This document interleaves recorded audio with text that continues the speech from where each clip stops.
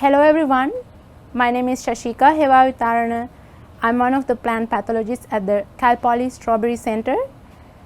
I'm going to talk to you about an industry funded project which is on how soil fumigants affect the soil microbiome over time. Earlier version of this work was presented at Oleg's meeting this year. What is new in this talk is that we have soil microbiome data now. Let's first understand what soil microbiome is. It includes all the microorganisms in a given habitat. For an example, surrounding strawberry roots, there is a rhizosphere microbiome. In our gut, we have gut microbiome. The microbiome typically affect the health of the host. In this project, we wanted to find out how use of 4 different commercial fumigants affect soil microbiome over time, and if there are organisms that persist and thrive following fumigation. Our aim was to utilize this knowledge in long-term disease management. We measured inoculum levels of Verticillium dahliae over time, plant mortality and yield, and we also assessed soil microbiome changes over time. In this study, our treatments were Ali-33, Dominus, K-PAM, Trichlor, and no treatment control. We conducted the study in our Cal Poly field 25 block 4 that were randomized into 6 blocks.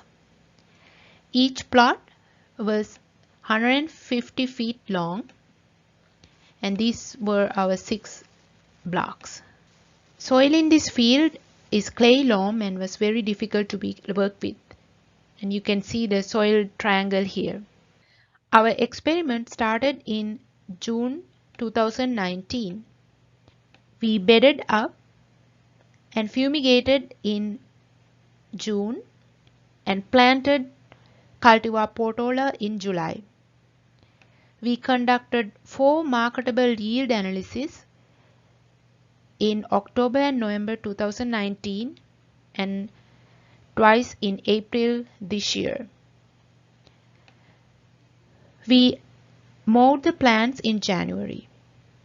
We didn't see a high disease pressure, so we water stretched plants.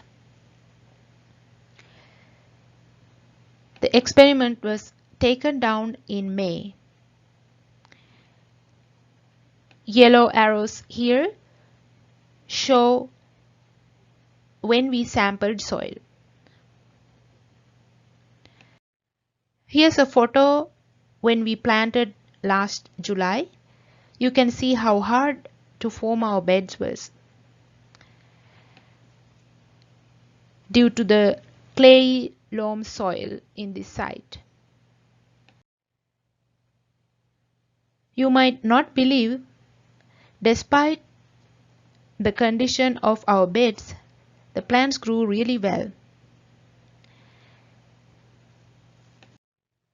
Let's look at Verticillium dahliae soil population changes over time. As we know, the threshold of Verticillium that can cause Verticillium wilt in strawberry is 2 colony forming units per gram of soil.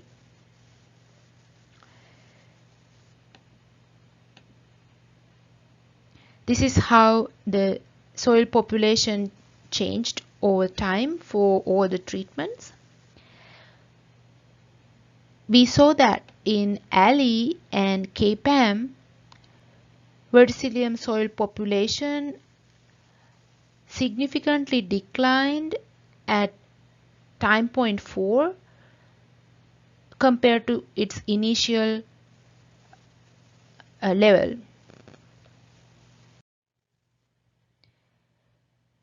Despite the Verticillium soil population level above the threshold that requires for disease expression, we saw a minimum level of plant mortality in this trial, which was less than 1%. There was no significant effect on the treatment on plant mortality.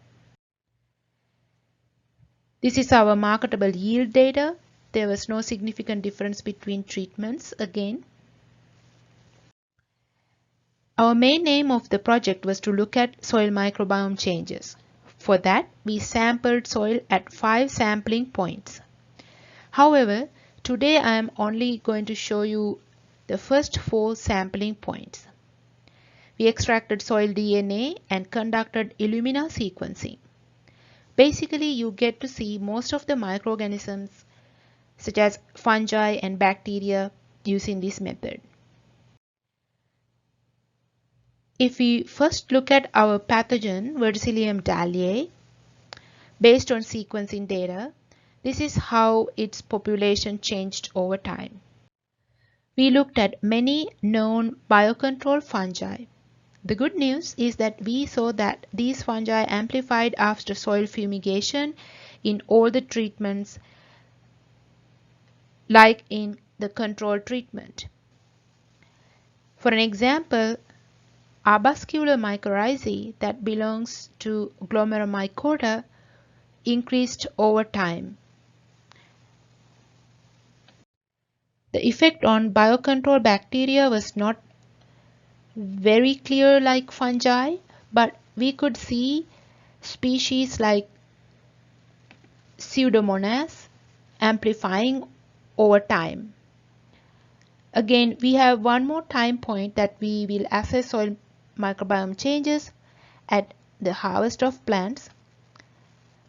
However, I don't suspect that the trends would be any different. Take-home messages from this study were that soil inoculum level did not predict verticillium wilt, and it was inconclusive the fumigant effect against verticillium wilt disease incidence. Also, the fumigant effect on yield was inconclusive.